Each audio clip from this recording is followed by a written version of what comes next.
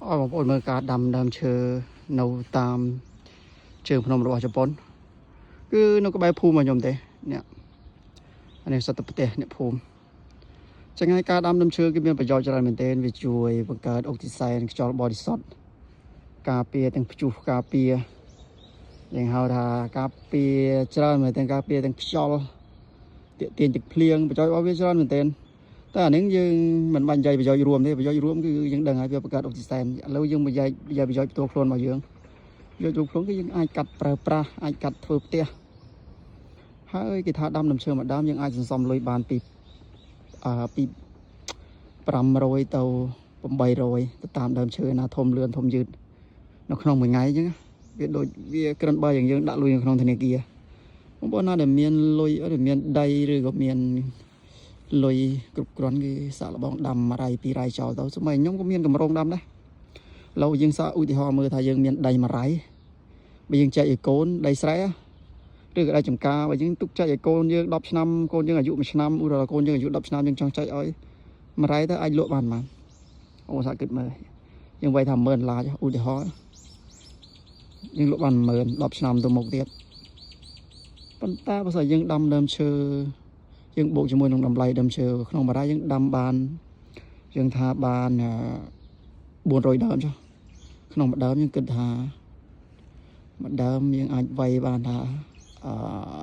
បានវាយប្រហែលជា$30ចឹងហើយយើងគុណទៅគុណជាទឹកលុយអានឹងវាយយ៉ាងថោកហើយ$30 10ឆ្នាំអាយុ10ឆ្នាំដូចមិនមែន$30ទេក្នុងមួយដើមយ៉ាងតិចណាស់ក៏$100ដែរ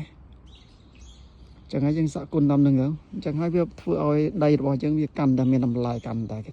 ថ្លៃអញ្ចឹងពេលដែលយើងទុកចែកកូនយើងទៅដី1 រ៉ៃតម្លៃត្រឹម4-5,000ឬក៏$10,000យើងអាចលក់បានរាប់$10,000ដោយសារតែវាមានតម្លៃដោយសារតែយើងមានដាំឈើឲ្យបងប្អូនមើលពីក្រោមវិញម្ដងយើងមើលគឺតិចតិចជុំការរស់នៅក៏មានផាសុកភាពទៀតណាការរស់នៅជាមួយដើមឈើដោយសារដើមឈើវាបញ្ចេញខ្យល់បរិសុទ្ធហើយការវិទ្យាសាស្ត្រគេថាដើមឈើហ្នឹងគ្រាន់តែយើងមើលវាឈរមើលវា20នាទីមិនធ្វើអីទេឈរមើលវាជួយកាត់បន្ថយភាព stress របស់យើងបានទៀតហើយវាប្រឆាំងជាមួយវាមានជាតិម្យ៉ាងប្រឆាំងជាមួយគេហៅថាជំងឺមហារីកទៀតមិនទៀបដើមវែងគ្រាន់តែមកប្រេននេះបងប្អូនសាកគិតមើលដីនិយាយថាដីចង្រ្កាក់ភ្នំអញ្ចឹងវាពិបាកនឹងធ្វើដំណាំអញ្ចឹងការដាំដើមឈើគឺល្អមែនទែនដើមឈើនេះវាឲ្យប្រយោជន៍វែងឆ្ងាយមែនទែនតាមពិតយើងគួរតែមិនមើលរំលងទេការដាំដើមឈើដាំតែ1 រ៉ៃមិនដាំច្រើនបើថាយើងអត់មានដី1 រ៉ៃគឺអូខេដែរ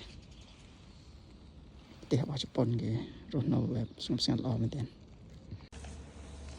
មើលដើមឈើនេះគឺផ្ទះរបស់គេក្នុងនឹងពេលមនុស្សនៅអត់ទេតែជុំវិញសាក់ដើមឈើនៅតិចជុំស្រួលបើនៅខាងខ្មែរយើងគឺខ្លាចខ្យល់មកលំត្រូវផ្ទះត្រូវអីតែជប៉ុនអត់ទេមើលហើយគេស្រុកគេរំជួយដៃខ្យល់ព្យុះទៀតប៉ុន្តែគេដាំដើមឈើជុំវិញផ្ទះរបស់គេក្បែរផ្ទះទៀតណាផ្ទះគេមានអនណាលោកអើយផ្ទះគេឡើងស្អាត